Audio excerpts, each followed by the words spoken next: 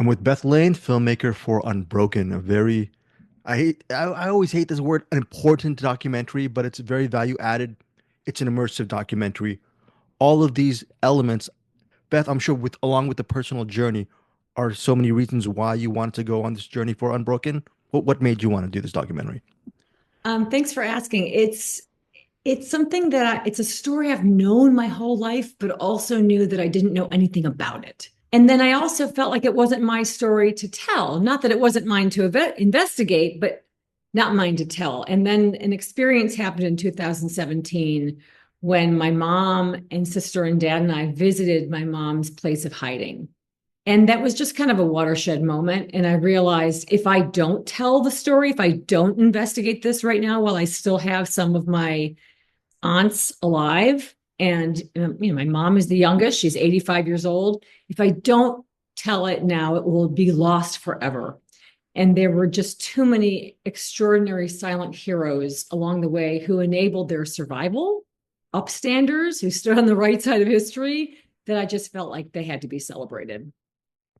Can you look, speaking of aunts and uncles, Aunt Ruth is really a dominant force in your documentary. Great, just recounter and storyteller and just person. Can you just talk about getting her and interviewing her during those moments within your documentary? Because along with that great VO, it forms sort of a good spine for your doc. Oh, thank you. Aunt Ruth is a force to be reckoned with. I mean, she literally, you rang the doorbell, she opened the door and she launched. And I was like, Aunt Ruth, wait, we have to put a mic on you. Like, slow down. And I'm so sorry I didn't get that first story. We did repeat it later, but it's not the same, especially with documentary. You just want to capture it right there in the moment. And she just had so much to share in her heart. I mean, we have just hours upon hours upon hours of footage with her. And with all films, you have to winnow it down and grab what is going to tell this particular story so well. But she's just amazing. And I think that audiences are falling in love with her. I wish she was alive to feel all the extraordinary support and love for her story. On the subject of stories, just on relating in a sense, because I grew up here in the States. A lot of my family are in the Philippines, my cousins, and I didn't really grow up with a lot of cousins, that extended family. Obviously, we know a little bit about how your mother felt without that family. Beth, how did you feel just maybe a generation removed, not having that sort of, well, there are the reunions, but what is it like not growing up with that really huge family just maybe right across the street?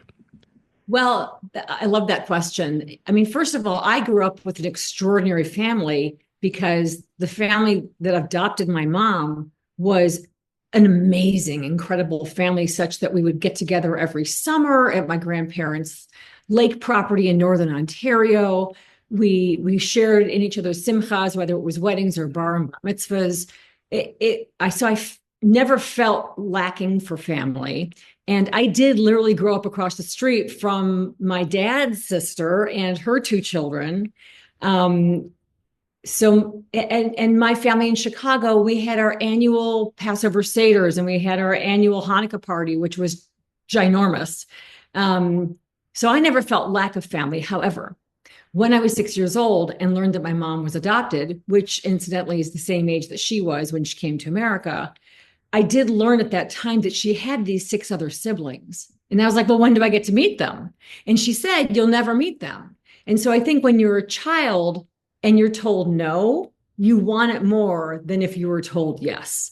So I did fantasize about all of these other cousins and aunts and uncle for years and years. And it wasn't like an obsessive fantasy, but it was a curiosity. And when I did finally get to meet, I started to meet them in dribs and drabs. I wasn't at the 40th reunion, but I was at the 50th reunion, which is not in the film because we didn't have the forethought to film it. Mhm. Um, but that's when I met most everybody for the first time. But again, there are like 70 people there. So, you're meeting very briefly. So really the film is me meeting my first cousins for the first time and spending, lengthy conversations with them to talk, asking them what did they know about the family story. They didn't know much either. Now, people will watch, for people who watch the documentary, they will get a glance, an immersive look at the 40th. So this is Yes. sort of an extended, after watching the documentary, what can they get from the 50th? I think in a past, in interviews, you've talked about how, was it either the 96 reunion or maybe a year after that, where a lot of the documentation was very important as far as just getting, I think the documentation of the siblings, right, was filmed. So the 50th reunion, which happened in 1996, we didn't film it. We have very few pictures of it, which is just crazy. And I have a feeling that over the years now, my cousins might be, we're all kind of at that place where we're digging through all of our garages right now to just kind of start to get rid of things. Hopefully, some of them might come up with some pictures or something, but I have asked them, and nobody really has much of anything.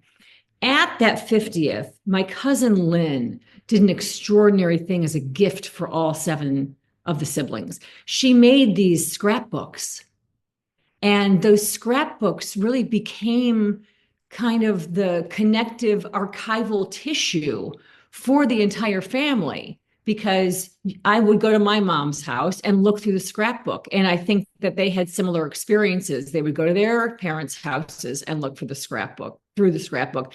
At the same time, also, as a gift to the family for the 50th reunion, and this is the reunion of their emigration from Germany to America, my uncle had written this 40-page document called A Brief History of the Weber Siblings. And we all received it at that time. And I can't say that I really absorbed it. It's not like it was such a weighty tome to get through. It's only 40 pages. But I had literally just had three kids in less than 2 years. So I just didn't have the bandwidth or the heart space to take it all in. And I would pick it up over the years and kind of read a chapter or two and then put it back down. And I'd read the whole thing and not really take it in. So after 2017 is when I got extremely serious about not just spending time with each and every page, but each and every word, because we use that text for Alfons's narration in the film. And my editor, Aaron, and I, my co-writer, he and I were so careful about making sure that if we had to change a word for clarity for the audience, that it still absolutely fit into the intention of what Alfons was trying to say. Now, look, this is with this documentary, how many years do you think it took for you to make this? Because IMDb says 2023, Yep. 2025, it's now 2025. This Friday, February 18th, one of the places it's showing is the Langley Town Center, which theater I really have hold close to my heart. Love that. And also people can buy it everywhere you buy movies, right? But Betcha. in the aggregate, how long did it is there even a count? So I mean, kind of, sort of, not really. Yes, no. I started writing the story even before 2017 and never, because I was trying to explore what it would be like if I ever met my birth grandmother, Lena. And those writings, they were plays, a one-person play and a multi-person play, and they didn't really hold any purchase. In 2017, that is really when I began. I absolutely began. I wrote a 15-minute monologue for the Barrow Group Theater Company. I was a part of FAB, which is for and by women writers. And we were all asked to write a 15-minute piece about a woman who inspired us. So I had just come back from Germany, and so I wrote about Lena, and that 15-minute monologue has expanded into what we now know as Unbroken. We had our world premiere in 2023 on October 8th, which is not something that falls lightly on me, or I think any of us that really understand the significance of October 7th, 2023. So we had our world premiere there, which technically is not a release. And then we had our international premiere a year later in 2024. And now this Friday, February 21st, we're going nationwide and will be available anywhere and everywhere. So for me, I really feel like it was a 7-year journey. And again, that doesn't fall lightly on me either, because 7 years is a very, in Hebrew and in Judaism and in many faiths, the number seven has a lot of significance and spiritual meaning. And so I never thought it was going to take this long, that's for sure. But when I realized, I did the math the other day, and when I realized that seven was the magic number, I was like, well, of course it took. I should have known it was going to take 7 years. Well, during that 7 year journey, I'm sure you've gotten a lot of reactions from people regarding your documentary. Maybe they've shared their own personal lives with you, and it's also universal, but also at heart a very personal story. So, personal question for you is, do your three kids have the emotional bandwidth to take everything in right now, or do you think they might have to wait some years for and then, but then also your overall family and their reactions to just to your success with Unbroken and all your hard work and the finished product? Oh, thank you. I mean, I have to say, I have been overwhelmed with positive response from every family member. It has been such a privilege and a joy. And they keep thanking me. And I'm like, you guys, no, there's nothing to thank me for. But I understand where they're coming from because they couldn't extricate these stories from their parents. I think sometimes it takes a balabusta like me to come in and say, Aunt Ruth, give me the goods, especially because you're being so careful. Aunt Ruth, we had a lot of fun, but when I would leave and the crew was gone, I got stories from my cousin with whom she lived that she was having nightmares. Mm. So it's not like you have these conversations with your own parents necessarily. And I understand why they feel grateful that I've brought some of these stories to light. My kids, you'd have to ask them. I know they're very proud of me.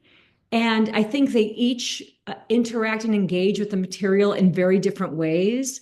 But like myself, when I was in my 20s, my kids are all in their 20s. I have one who's 30.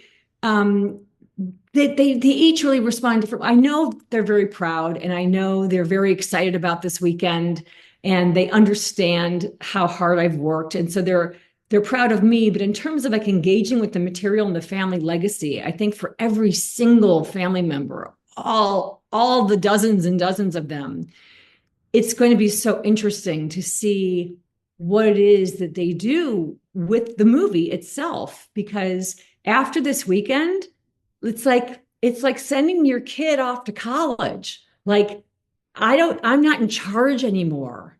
The audience is. And so what's going to happen? I don't know, but I hope that for my family's sake and all of the generations to come, Lador Vador, from generation to generation, that's what we do in Judaism. We share stories and we pass them down and pass them down and pass them down. So this is my Lador Vador. And I think that it's going to be really exciting to see what they each do with their relationship to the film. And there are no expectations, but it'll be cool to see what happens because we don't know what can happen. Final couple questions. Beth, so you mentioned raising three children, you're a lifelong actor and artist, now you're a filmmaker, and you were mentioning, I think in a past interview, a couple of books that helped you along the process. I don't know if these books still stand. There was a book by Elizabeth Gilbert. I forgot the name. I didn't write it. I don't have my notepad. But then there's also one from, I think, Stephen Pressman, what, The War of Art, and then another book. Can you just talk about these books for people who are artists, and maybe a lot of people, when they have a family, they put their lives to the back burner? What maybe these books help Oh you my along with your gosh. own, yeah. Well, So Stephen Pressman, let's start with Stephen Pressman. Pressman. Okay, thank you. War of Art to me is any independent thinker's Bible. If you are working from home, especially, I don't care if you're a writer, an artist, a gymnast, like whatever you are, Stephen Pressman taught me how to have office hours. He just taught me how to have office hours for myself, which was always a challenge because I was driving kids here and there and showing up to all of their sporting events and also still trying to act at the same time. But I absolutely adore his book. I love that you found that in a past interview because it really did help me understand how to create a business. And making movies is very creative, but it is absolutely a business. I can't even begin. At this stage of production, it's definitely more business than creative, but I try and infuse the creative into every business transaction I have, but it is a business. And Elizabeth Gilbert's book, Big Magic, is the opposite of Stephen's, but exactly the same. And what Liz says in Big Magic is, it's almost like, I don't even know if she says this in the book, but I listen to it in the car, and I don't care what chapter I'm in. Same thing with Pressman. It doesn't matter what chapter, whatever puts on, what I put on with Audible, wherever it lands, that's what I'm meant to hear that day or that hour. That is just what I'm meant to hear. So yes, I would definitely encourage read from start to finish the first time, maybe the second and third time. But after that, it's just like little seeds, little nuggets of genuine wisdom. And I think the most important thing about Liz that I have really employed for myself is like, we've already won. Every milestone that we have, I feel like, oh my gosh, well, if this is it, Dayenu, like this should have been enough. Great. We made the film, Dayenu. We had our world premiere, Dayenu. And now we're having a nationwide release and a video on demand release. Like, this is just extraordinary. And she allows me to have fun in the process. And without that, why do we do anything? Yeah, finally, there's a moment in Unbroken where you FaceTime with your mother and give her some really interesting facts from all the research, and you get to see your reaction and her reaction. So, in sum, what has been the overall big picture regarding her own feelings about you just going out there, busting doors open, and giving this gift not just to humanity, but selfishly for your family and her? I mean, something happened a few weeks ago that I never, in my wildest dreams, I never even imagined that I would manifest for her. And that is, Mom was invited to light the memorial candle at the United Nations in honor of the 80th anniversary of the liberation of Auschwitz. And she met President Herzog from Israel that day, and so many other extraordinary people at the United Nations Holocaust Education Outreach Department. And seeing my mother's face when we walked into the General Assembly at the UN is something that I will hold in my heart forever. And I just don't know that that would have happened had we not made the movie. Maybe it would have, maybe it wouldn't have. But knowing that the movie, that Unbroken, is getting released this Friday, February 21st, and the timing is paired so closely to that experience, I think for her in particular, it has allowed her to walk into the shoes of who she is. She never spent her life dwelling on the past. She never referred to herself as a Holocaust survivor. She never referred to herself as a refugee or someone who was persecuted. Yeah. She still doesn't wear those labels as any kind of a victim whatsoever, but she has allowed herself to be acknowledged as that. And I think that that's what her relationship, that's what's come out of Unbroken for her. And if that gives her any kind of closure or understanding of her life and her life's purpose in her 85 years, then I feel like I've been a good daughter. Yes, Beth Lane, you are more professional and businesslike and more passionate than me, because if I had such an event with my mother involved, I would have not been able to compose myself. Let's just say. Let's just say. But anyways, Unbroken opens Friday everywhere you buy movies as well. And you have a website where people can go and absolutely. Please visit bethlane.com. Visit the Weber Family Arts Foundation.com. That's our 501c3 that supports the film. Our mission is to combat anti-Semitism, bigotry, and hate through the arts by sharing stories of hope. And please visit Greenwich Entertainment, our distributor. That way, when you go on Greenwich, you can find out all the places to buy the movie, all those places we're having screening locations, because theaters are starting to book us. We have nationwide, New York, LA, and Arizona this weekend or this week, 7 days. We have 7 days of screenings, and then other theaters are picking up the film throughout the country. Beth Lane, again, thank you so much. Really a pleasure speaking with you. Thank you so much. Thanks for having me. All right, you take care and good luck. Thanks. Hey guys, thanks so much for watching this video. For more movie and television reviews and interviews, please subscribe to my Deepest Dream channel. Like, comment, share, subscribe. And as always, thanks so much for your support. Take care.